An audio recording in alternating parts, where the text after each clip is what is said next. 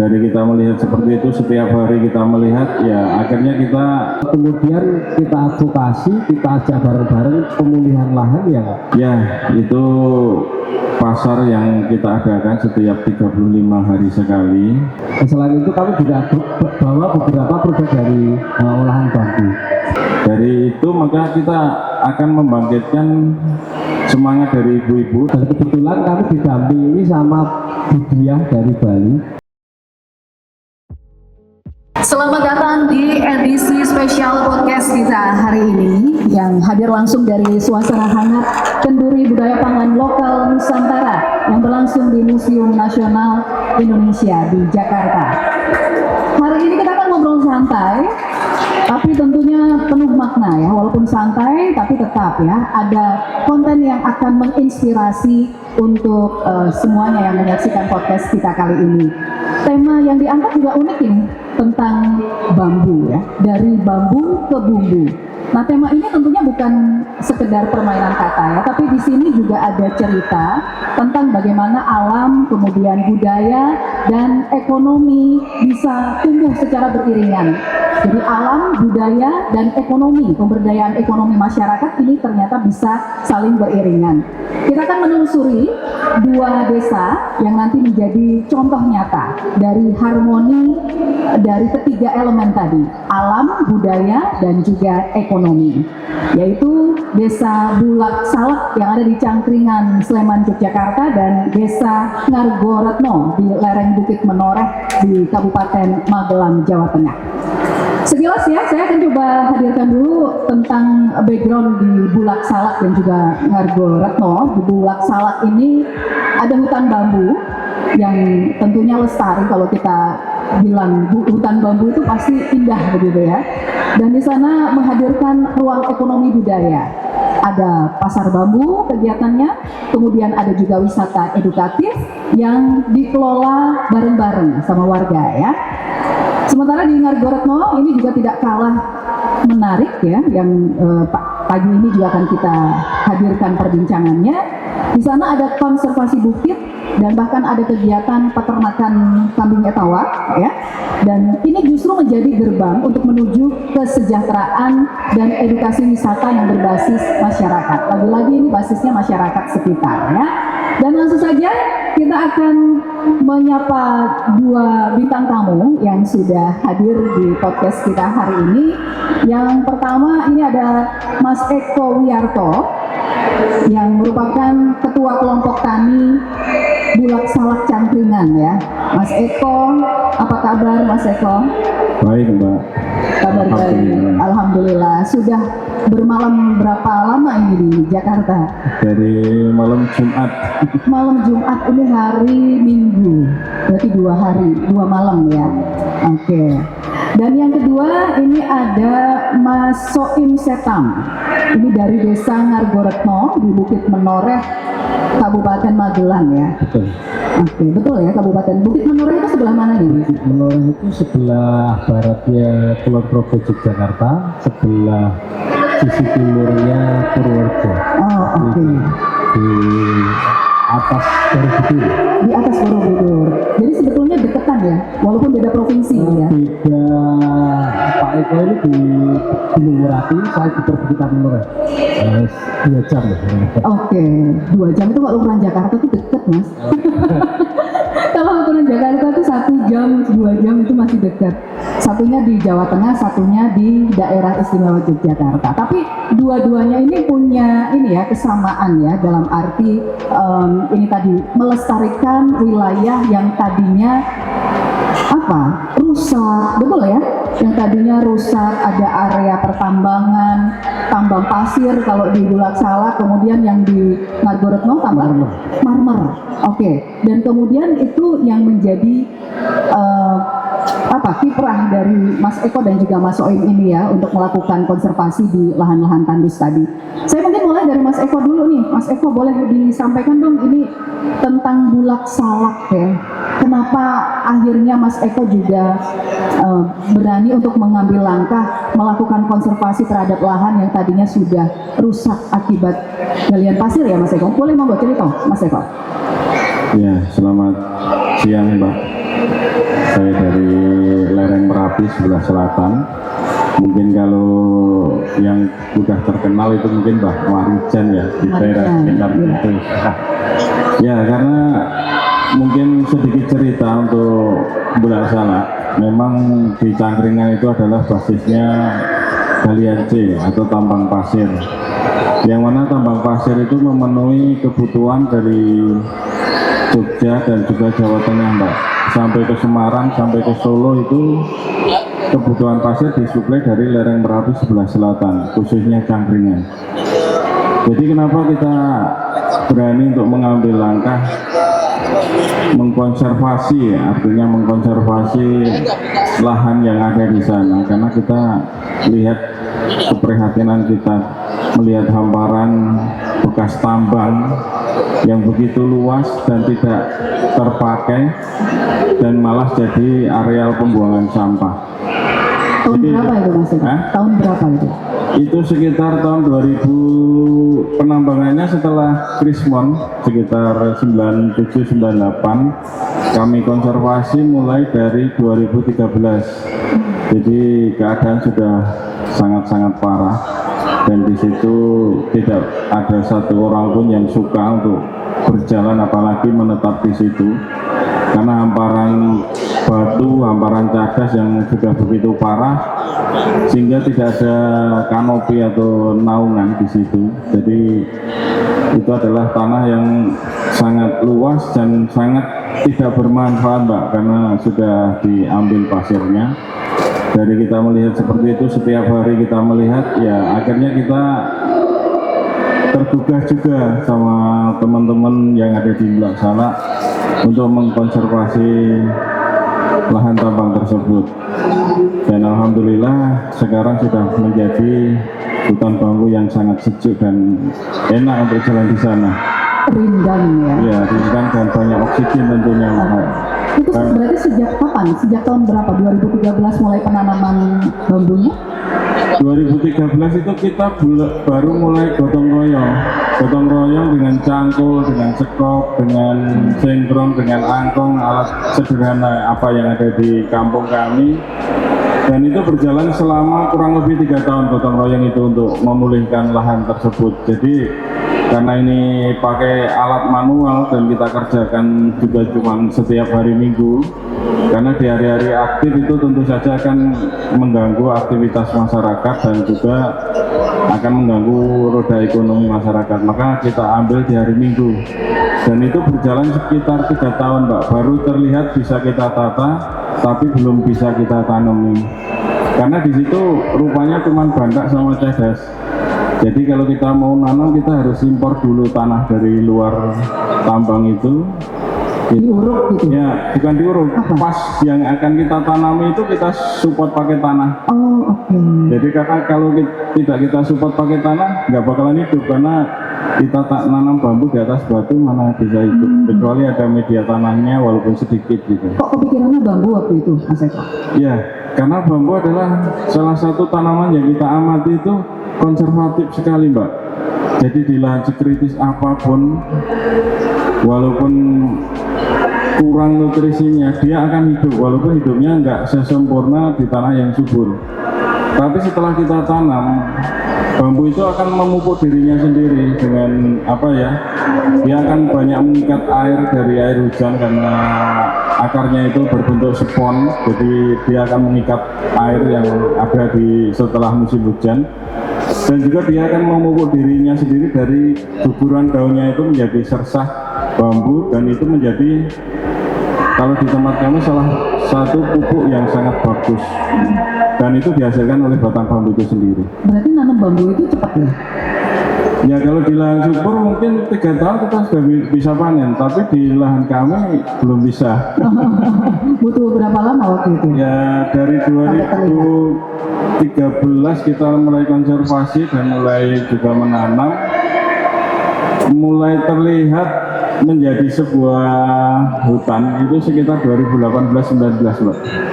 Berarti sekitar 5 tahun 6 5 tahun tahun. sampai 6 tahun baru kelihatan, baru bisa mereka bisa berdikari untuk hidup sendiri itu nantinya. Waktu kita masih nanam itu kita harus ini Mbak, kita suplai air dari ruas bambu yang kita potong, kita lubangi sedikit, kita isi air untuk pengairan tetes. Jadi supaya nanti kalau di hari kemarau itu masih bisa bertahan. Oke. Ini saya ngebayangin kalau bambu itu sebetulnya tanaman yang nggak rewel berarti ya. Ya. Dia bisa Kurang lebih survive gitu. sendiri gitu tanpa nggak manja gitu ya. Ya. Oke, itu pengalaman dari Mas Eko di Bulak Salak. Nah, yang di tengah ini Mas Soim juga tidak kalah seru tentunya. Bekas penambangan marmer ya kalau di Margoretno ya. Oke, boleh cerita Mas, seperti apa perjuangannya dulu, juga menggerakkan masyarakat sekitar, sama mungkin ada penolakan juga nggak dari masyarakat awalnya? Boleh. Oke, terima kasih Mbak. Kalau di tempat saya tambangnya beda Mbak, tambang marmer merah dan konon marmer merah itu marmer yang enggak banyak juga, marmer yang langka.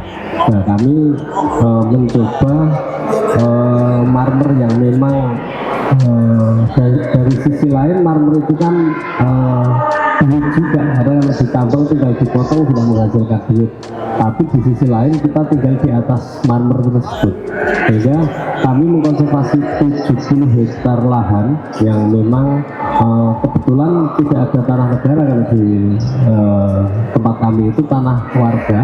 Nah itu bareng-bareng saat kemudian kami memandang pohon bambu ini bisa menyimpan air dengan kondisi alih fungsi lahan yang sekarang cukup terutama di wilayah kami ya, yang dulunya masih tutupan lahannya masih bagus dengan pertanian yang jangka panjang, sudah banyak yang beralih ke tanaman industri seperti kayu-kayuan yang kemudian di umur 10-15 tahun bisa ditebang. Nah, kami berpikir bambu ini bisa memulihkan untuk menyimpan air, karena memang daerah kami daerah yang rawan bencana saat kemarau juga kekeringan, tapi saat musim hujan rawan longsor karena di lereng. Nah, itu yang di salah satu dusun, di dusun Karangsari itu yang memang dulu sudah ditambang oleh masyarakat dengan mengatasnamakan tambang rakyat, meskipun ada orang luar yang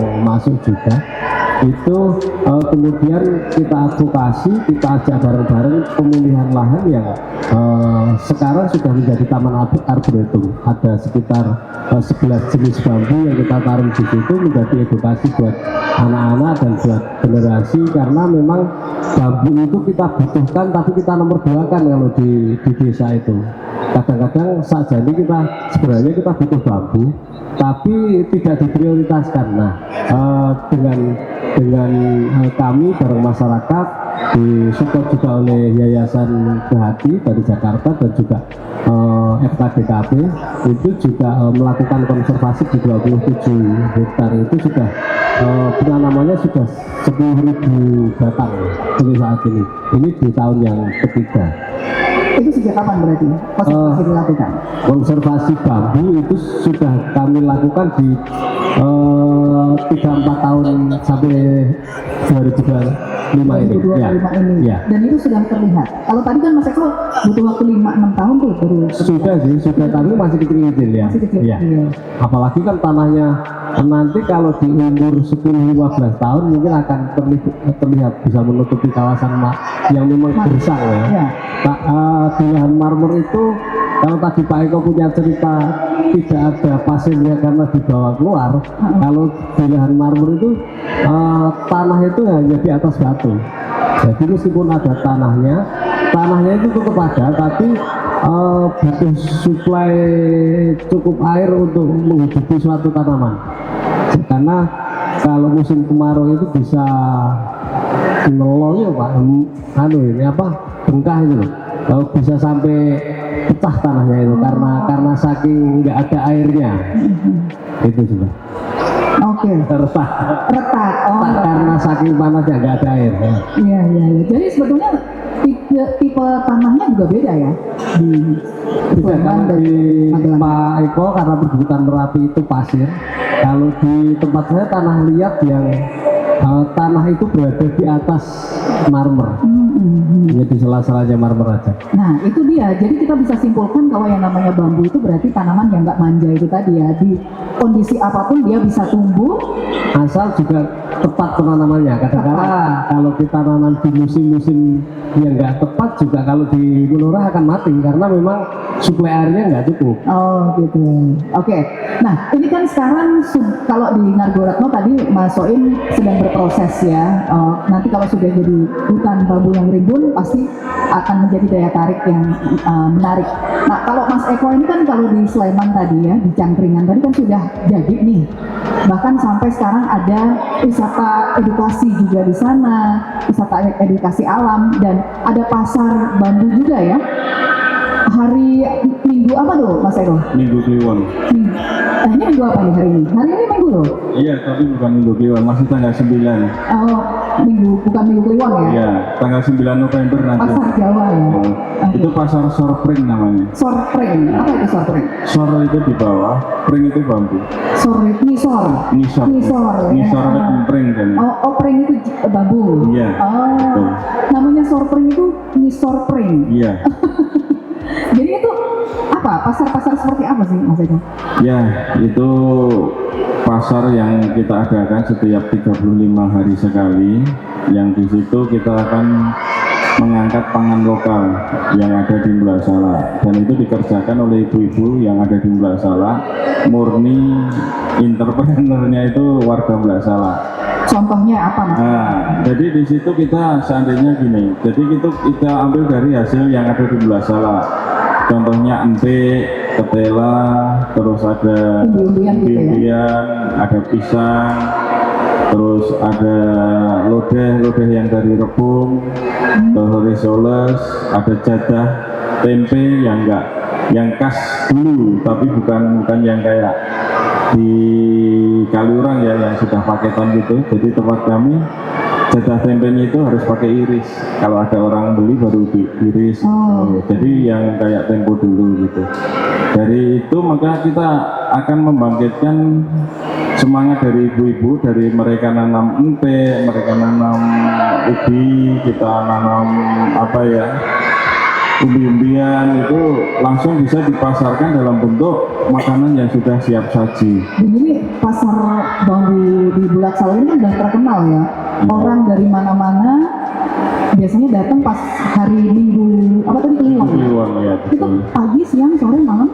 Pagi jam 7 biasanya sampai jam 12 atau jam 1 tergantung stok makanannya. Banyak yang Ya, dan jual di sana, Pak. banyak, dan itu kita kolaborasikan dengan anak-anak yang ada di Mblasala, sanggar-sanggar tari yang ada di Mblasala, sanggar cerita yang ada di Mblasala, untuk mengangkat budaya yang ada di tempat kami, untuk kita perkenalkan juga di kalayak rame bahwa Mblasala ini mempunyai segmen-segmen budaya yang agak banyak dan rumit. Terutama ada segmen apa ya, histori tentang kejadian desa Mblasala itu sendiri. Jadi itu pernah kita dramakan pada waktu Merti Dusun atau hari ulang tahun Dusun, itu sebagai drama ketoprak, mungkin tahu ya. Nah itu kita kisahkan di sana asal muasal desa Mblasala.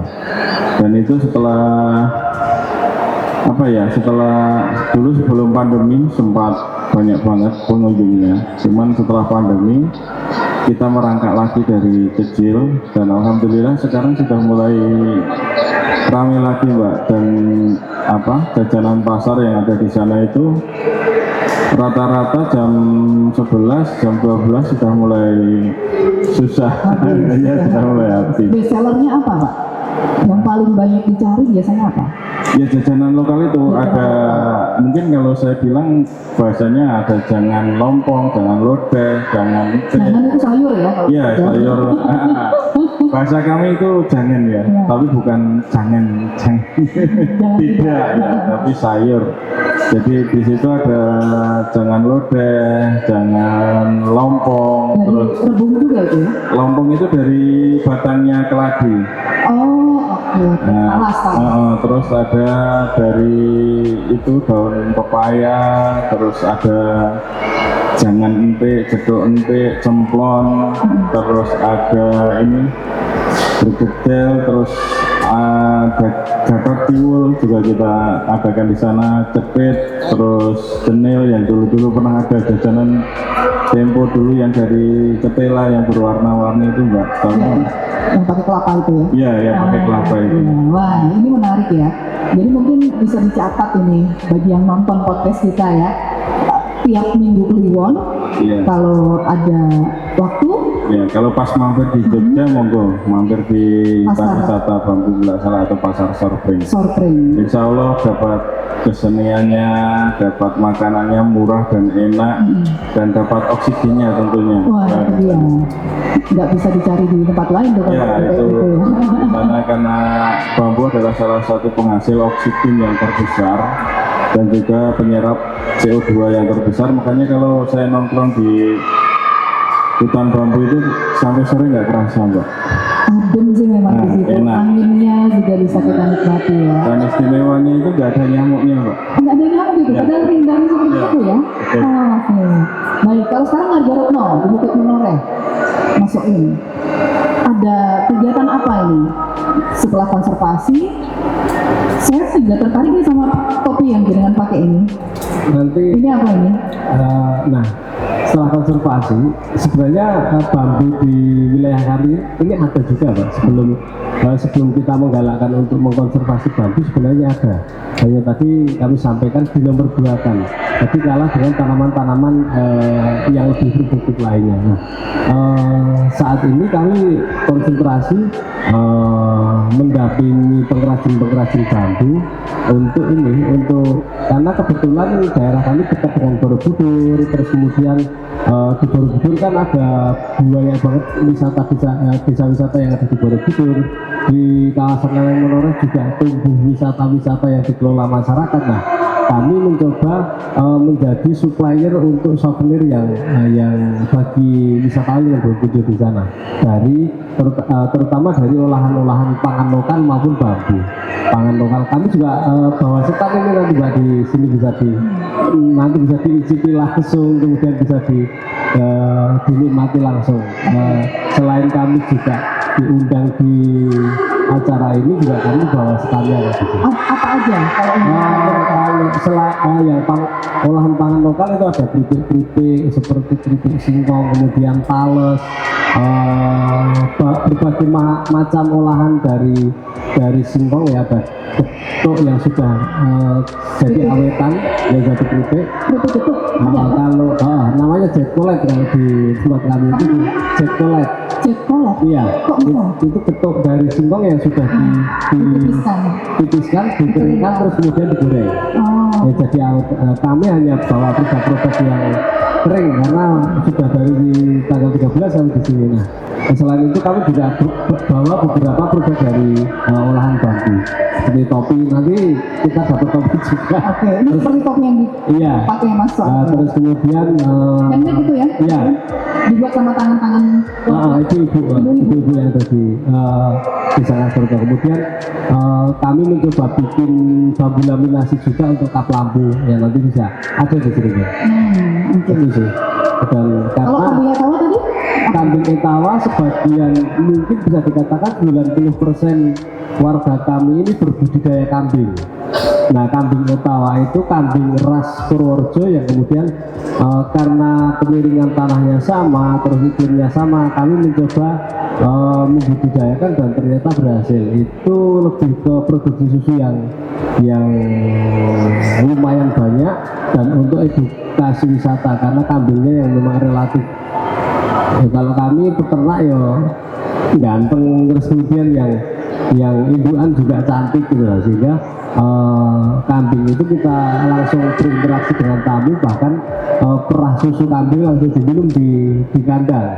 Jadi kami mengembangkan ekowisata desa juga untuk mengangkat produksi pangan lokal maupun produksi kerajinan dari bambu. Oke, itu apa? Bareng-bareng juga sama warga di sana. Iya, semua dilakukan oleh warga. Jadi nggak ada pengusaha bambu, kerajinan bambunya, atau nggak ada pengusaha pangan lokalnya, tapi kelompok-kelompok masyarakat yang membuat itu semua. Mas, sejauh ini apa yang menjadi tantangan di lapangan, Mas? Kalau bicara tentang konservasi lahan, kemudian juga mengajak serta masyarakat lokal ya untuk bersama-sama mengembangkan potensi di daerah masing-masing begitu ya. Apa ini dari Mas ini? Untuk tantangannya terutama ya tambang itu sendiri, karena kami di wilayah tambang selama kegiatan konservasi dan ekonomi ini tidak berjalan dengan bagus, yang bagus tambang berarti tambang juga. Nah kami batu marmer itu kan menyatu dengan tanah ya, di bawahnya itu marmer, kemudian di atasnya tanah sedikit-sedikit. Nah aktivitas pertambangan rakyat sudah tidak ada sama sekali, karena di 2016 kami bersama warga mendirikan Museum Alam Marmer Indonesia yang kami deklarasikan itu satu-satunya museum marmer yang ada di Indonesia. Dan kebetulan itu cukup ramai, cukup banyak diminati oleh pengunjung, baik dari masyarakat lokal maupun tamu-tamu yang cenderung belajar ke situ dari perguruan tinggi, jadi paket minat khusus di situ. Nah itu yang saat ini kita bikin menjadi, sudah kita naikkan menjadi taman arboretum bambu. Kami sudah punya sekitar 13 jenis bambu yang kita tanam di situ, juga akan menjadi ini tempat edukasi bagi generasi penerus yang sudah abai terhadap tanaman bambu maupun bagi anak-anak. Itu di kawasan Museum Alam Marmer Indonesia itu. Tantangannya banyak sekali, selain itu wilayah tambang, kalau didiamkan pasti ditambang, juga kami harus bisa menjawab kebutuhan ekonomi masyarakat, sehingga kami mencoba membuat kerajinan itu supaya bambu ini juga bisa mungkin judulnya bambu menjadi bumbu ya, bisa menjadi bumbu hidup, tidak hanya sekedar saksi hidup saja. Artinya konservasinya juga dapat, tapi ekonominya juga harus dipikirkan. Iya, jadi manfaatnya didapat juga ya dari bambu itu. Baik, kalau gitu sekarang ke Mas Eko. Mas Eko, apa yang masih menjadi harapan mungkin ya untuk kedepannya dari wisata edukasi bambu di Bulak Salak ini, dan bahkan sudah ada potensi pasar bambunya tadi yang sudah berjalan dan masih terus berjalan sampai saat ini. Apa yang kedepannya masih diharapkan, Mas Eko? Ya, kami dari kelompok hutan bambu Bulak Salak itu, kalau harapan sih banyak banget Mbak. Yang masih mau dikembangkan? Kita waktu ini bersama juga dengan Yayasan KHD, kita sudah banyak rintangan yang kita hadapi, termasuk pengembangan SDM. Itu kita juga didampingi sama KHD dan juga dari pemerintah daerah setempat, juga pariwisata. Jadi harapan ke depan kami untuk Bulak Salak atau hutan bambu kami itu menjadi sebuah wahana atau sebuah venue untuk orang belajar hutan bambu. Jadi mengenal hal ihwal bambu, karena kita juga bikin arboret, sudah sekitar 38 jenis bambu yang ada di sana. Jadi kita menerima orang yang akan belajar atau ingin sekali tahu tentang bambu, baik dari pembikinan bibit sampai penanaman, sampai ke pasca panen, dan juga sampai ke konstruksi. Jadi kami berharap nanti Bulak Salak itu menjadi satu-satunya tempat orang yang ingin mengenal hal ihwal bambu. Dan saat ini kita juga mengembangkan pangan lokal, Mbak. Jadi di sini di bawah tegang bambu kita observasi tanaman apa yang bisa berdampingan dengan bambu. Jadi setelah sekitar 3 tahun kita observasi, ternyata ada 2 komoditi yang sangat cocok di bawah tegang bambu, yaitu tanaman entek, mungkin tahu ya, atau keladi Betawi, dan yang kedua adalah garut. Nah itu kita kembangkan. Untuk sementara ini kita sudah menanam sekitar 3 hektar Mbak, untuk ketahanan pangan yang ada di Bulak Salak khususnya, dan kita berencana untuk menanam sekitar 80 hektar untuk tanaman tadi. Jadi nanti kedepannya kita mempunyai gudang untuk entek, dan kita juga mempunyai pasca produksi entek tadi untuk menguatkan ekonomi yang ada di tempat kami. Dan harapan kami nanti juga mungkin kalau didengar sama pemerintah bisa turun tangan, apa yang kita butuhkan di sana mungkin bisa disupport supaya cita-cita kami itu kalau speednya 2 nanti bisa menjadi speed 5 atau 10. Pakai supersonik. Itu kita juga sudah mendirikan semacam koperasi Boga Bambu Lestari. Boga itu artinya makanan, Bambu Lestari itu adalah wahananya, istilahnya makanannya juga tercukupi, bambunya tetap lestari gitu. Jadi nanti kita sudah membuat semacam koperasi itu yang notabene sudah tingkat provinsi Mbak. Baik. Jadi nanti bisa berkembang di area Gunung Kidul, mungkin di Kulon Progo, dan mungkin di kabupaten lain selain Sleman. Gitu. Itu luar biasa tadi harapannya semakin berkembang ya di Bulak Salak maupun juga di Ngargoretno. Baik, luar biasa sekali. Tapi dari perbincangan kita hari ini kita bisa belajar ya bahwa menjaga alam ternyata juga berarti menjaga masa depan, gitu ya. Bukan hanya untuk bumi, tapi juga untuk dapur dan bahkan budaya kita, begitu ya, Mas Eko. Dari bambu yang lestari di Bulak Salak tadi sampai bambu kehidupan ya, di Ngargoretno, semua berawal dari semangat yang sama, yaitu gotong royong, kearifan lokal, dan cinta pada tanah sendiri. Semoga kisah hari ini bisa menjadi inspirasi untuk kita semua untuk terus menanam, merawat, dan juga merayakan kehidupan dalam setiap langkah kecil kita. Terus tadi kan sempat disinggung juga sama Mas Soim, ada souvenir ya yang akan dibagi-bagikan. Ada topi bambu seperti yang dikenakan oleh Mas Soim. Ini bisa dipakai untuk perempuan dan laki-laki ya. Yang perempuan nanti pakai, untuk perempuan semua. Nah nanti yang laki-laki gimana ini? Kita kan mau bagi-baginya ada yang laki-laki juga. Ada teh. Nanti yang laki-laki dapat teh dari bambu ya, masuk ini. Dan boleh dipakai lagi. Kita lanjutkan ya untuk sesi tanya jawab, nanti dilanjutkan lagi. Baik. Sekarang saya mau ke Mas Soim lagi. Mas Soim, jadi produk-produknya apa aja nih? Kalau di mana Ngargoretno tadi ya, selain souvenir, ada makanan-makanan tadi, keripik-keripikan, yang dibawa itu juga tadi ada teh daun bambu ya. Ternyata daun bambu bisa dibikin teh, saya juga baru tahu. Setidaknya pasti kemudian menurunkan asam urat ya. Jadi ibu-ibu itu semenjak bikin teh dari daun bambu, sekarang tradisi semenjak ngerti daun bambu itu bisa jadi teh. Nah itu kemudian ini setiap pagi itu bikin tehnya dari teh celuk daun bambu itu. Jadi tapi agak kurang pekat ya. Biasanya kalau orang Jawa ya kurang marem, tapi nanti disambung sama teh biasa, teh yang ada di Meloreh juga. Nah teh daun bambu itu karena banyak diminati karena lebih ke khasiatnya. Khasiatnya apa itu?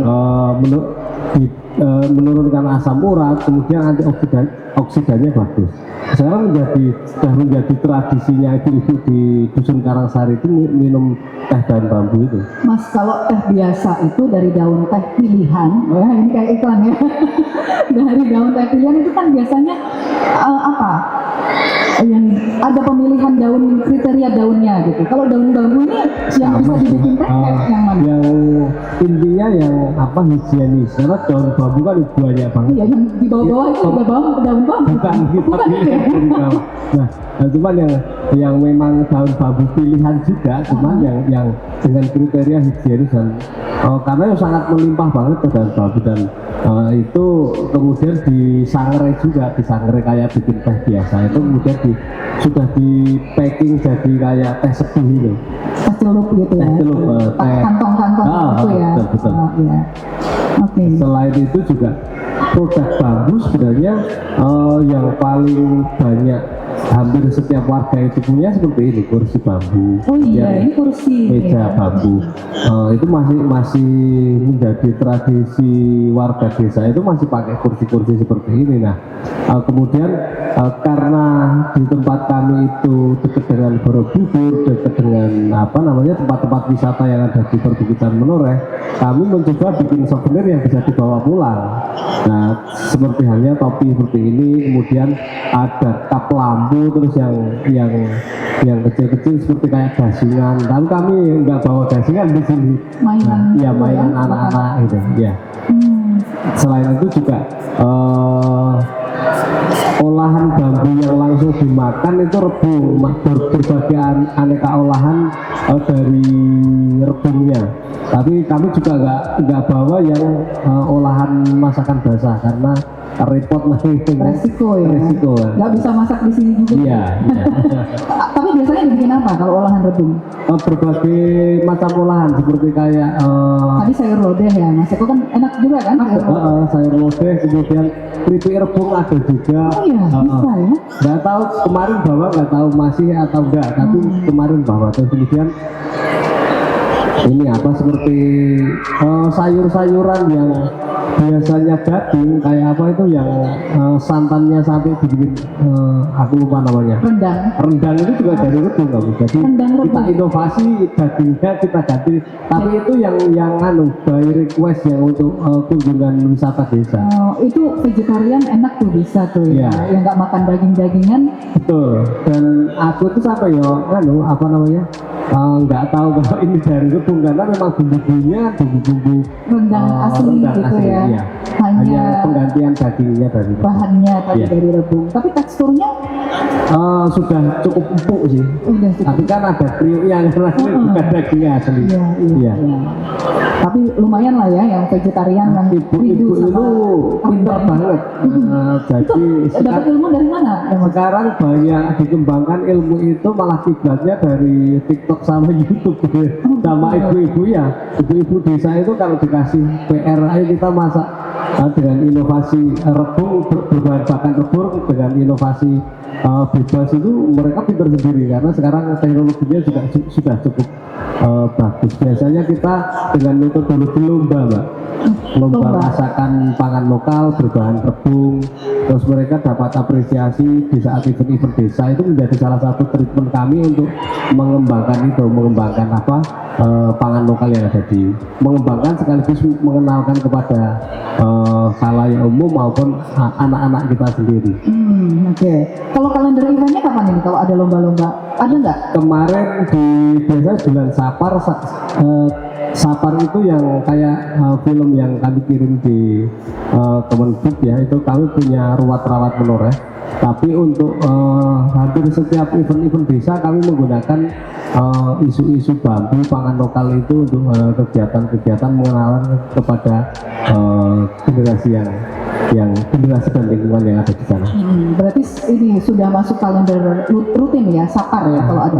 Sapar itu tahunan, itu event besar. Terus Tumpeng Menoreh itu? Bukan, ruat rawat Menoreh. Ruat rawat Menoreh itu filosofinya bagaimana kita merawat bumi, merawat alam lingkungan sekitar kita supaya kita juga akan mendapatkan kontribusi dari sana. Kita juga berkontribusi terhadap alam di sekitar kita. Jadi sebagai wujud rasa syukur biasanya kita adakan setahun sekali dengan event budaya, kesenian segala macam maupun tumpengan, dan biasanya mengeluarkan produk-produk pangan lokal yang ada di sana, baik pangan lokal itu sebagai sajian yang dimakan di dalam kegiatan event tersebut maupun pangan lokal yang dipamerkan kemudian diperebutkan di sana. Oke, karena kan kita tahunya kalau yang namanya rebung itu diolah, ya kalau nggak jadi sayur lodeh tadi ya, jangan lodeh, orang Jawa bilang, ya dibikin lumpia, itu kan juga banyak ya, yang dari Semarang itu kan juga lumpia. Kalau Mas Eko gimana Mas Eko di Bulak Salak sendiri, ini bagaimana keterlibatan masyarakat lokal, nah dalam, khususnya gini, generasi muda, tadi kan Mas Soim menyebut ibu-ibu di sana tuh sudah banyak yang dapat juga dari TikTok ya, resep-resepnya kemudian dimodifikasi dan akhirnya jadi loh. Nah kalau generasi muda di sana untuk menyebarluaskan ini Bulak Salak vibe, vibe-nya Bulak Salak supaya tersebar ke berbagai penjuru dunia. Dunia, kita nggak ngomongin tentang Indonesia lagi nih, dunia, Mas Eko, gimana Mas? Ya, kalau untuk Bulak Salak sendiri ya, sama dengan tempat masuk ya, keterlibatan dari unsur masyarakat. Bahkan itu kalau tempat kami, boleh saya bilang 100% masyarakat. Jadi nggak ada pengusaha atau entrepreneur yang dari luar Bulak Salak. Yang ada adalah pendamping-pendamping yang menguatkan tentang Bulak Salak itu sendiri. Jadi kalau entrepreneur nggak ada. Terus untuk keterlibatan anak muda ya pada awalnya susah sih Mbak. Tapi untuk akhir-akhir ini alhamdulillah sudah banyak anak muda yang terlibat di situ dan sudah banyak anak muda yang beraktivitas seperti pasar Sorpring ini hampir sudah 50% itu dikelola sama anak-anak muda. Yang jualan?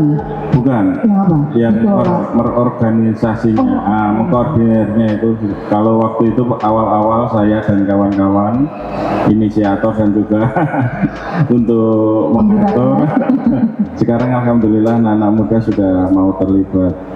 Dan untuk masakan-masakan sendiri lebih banyak ke masakan basah Mbak. Jadi kalau rebung sendiri di tempat kami ada ini bakso rebung, sayur lodeh rebung, lumpia, urap rebung, terus bakso rebung, bentar dulu. Bakso rebung itu bakso apa? ya bakso yang nanti isiannya itu rebung.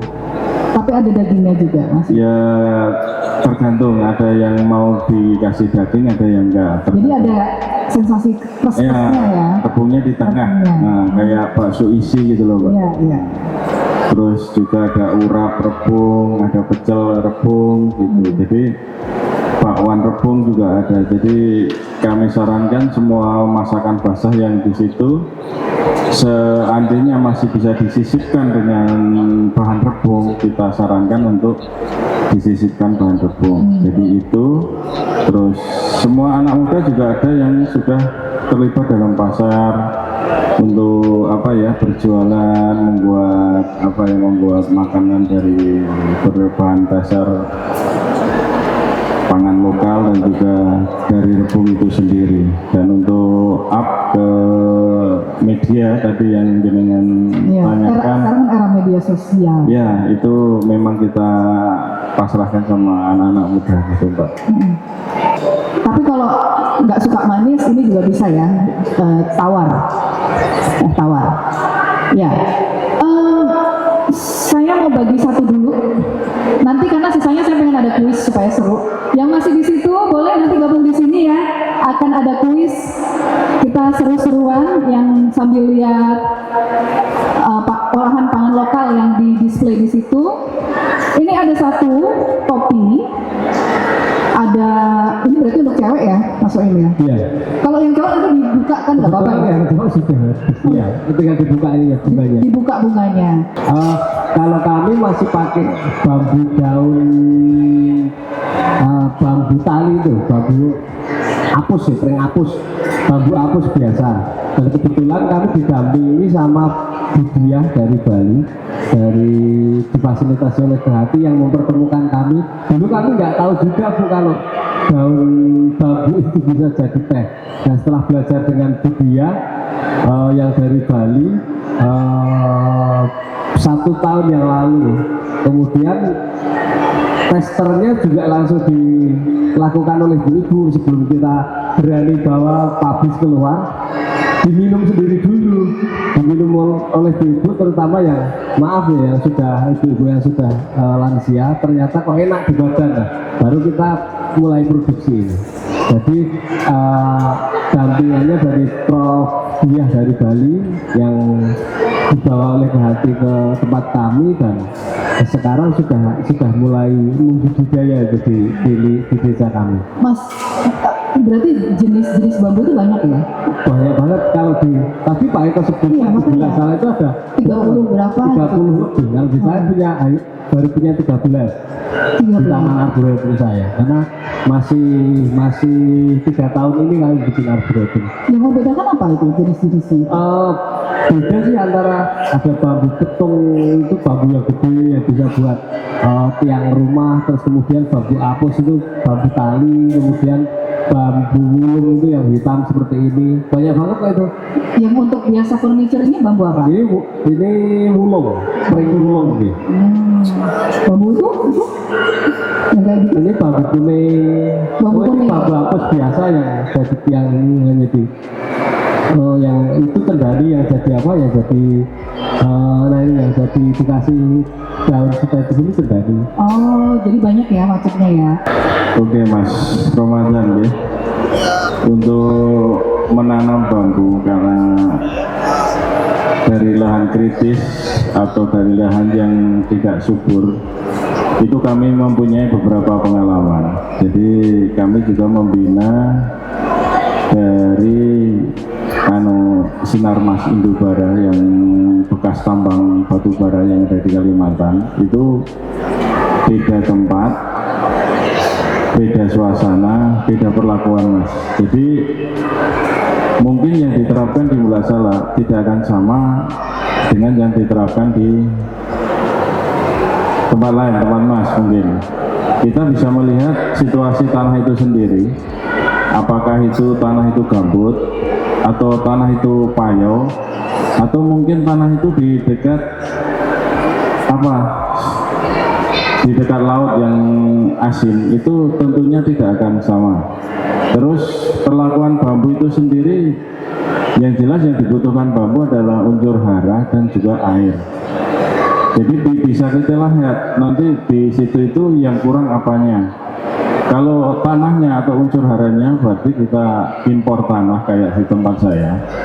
Tapi kalau yang kurang cuman haranya, mungkin bisa kita lihat hara apa yang seperti kalau tanahnya gambut itu kan cenderung asam. Jadi tentu saja kan kita tambahkan kapur supaya tanah itu menjadi steril. Itu Mas. Jadi kalaupun nanti ada tanah yang sangat gersang tidak ada air, ya itu tentu saja kita akan pakai metode tetes atau apapun supaya di situ bisa mengampu atau menghasilkan air yang untuk menopang hidup si bambu itu sendiri. Bahkan sebenarnya bambu itu tidak terlalu rewel ya, cuman kita juga namanya tumbuhan, kita juga harus tahu situasi dan kondisi yang akan kita tanami. Jadi termasuk jenis bibit yang akan kita tanam di situ, itu kita juga harus pelajari apa yang bisa sesuai di tempat tersebut. Seandainya di tempat yang sangat tinggi semaknya kita tanam dengan kultur jaringan yang kecil-kecil, tentu saja semaknya yang jalan duluan, bambunya malah tidak jalan. Kita harus membuat bibit itu menjadi bibit plasma. Jadi kita besarkan bibitnya itu dulu, kira-kira bisa menyamai, palingnya menyamai dengan semak ataupun lebih tinggi. Itu Mas jawaban saya. Jadi kalaupun jenengan mau menanam bambu, itu dilihat dulu medianya seperti apa, kekurangannya apa, dan cara tanamnya itu dari tempat satu ke tempat lain tentu saja tidak sama. Bahkan di tempat kami, seandainya kita nanam di Mulasala di Jogja dengan nanam di tempat Mas Soim di Menoreh, itu tidak akan sama perlakuannya. Jadi kalau kita harus menanam bambu di hamparan yang agak luas dan di tempat tertentu, tentu saja paling enggak harus ada orang yang survei di situ dulu untuk melihat keadaan tanah itu sendiri. Jadi setelah, kalau kita teorikan dengan teori yang ada di Mulasala, mungkin ditanam di Menoreh semuanya nggak akan hidup. Kita teorikan di Bulak Salak, kita tanam di Maluku mungkin juga belum tentu hidup. Jadi kita harus survei dulu di sana apa yang, atau mungkin di sana ada apa ya istilahnya ahli pertanian yang ada di sana, wisatanya yang ada di sana. Bahwa ini untuk kebutuhan penanaman bambu itu kita harus seperti apa gitu Mas. Mungkin bisa menjawab. Jadi harus riset dulu, harus mempelajari dulu tanaman apa, jenis bambu apa bahkan ya yang cocok ditanam di lahan seperti di Bulak Salak. Terima kasih kalau gitu Mas Eko, sukses selalu. Salam buat warga di Bulak Salak dan juga Mas Soim, juga salam buat masyarakat di Bukit Menoreh. Alhamdulillah kita sudah selesai ya untuk sesi talk show kita kali ini. Saya akhiri dulu, kita akan kembalikan lagi ke acara berikutnya ya dari Kementerian Kebudayaan. Sampai jumpa kembali.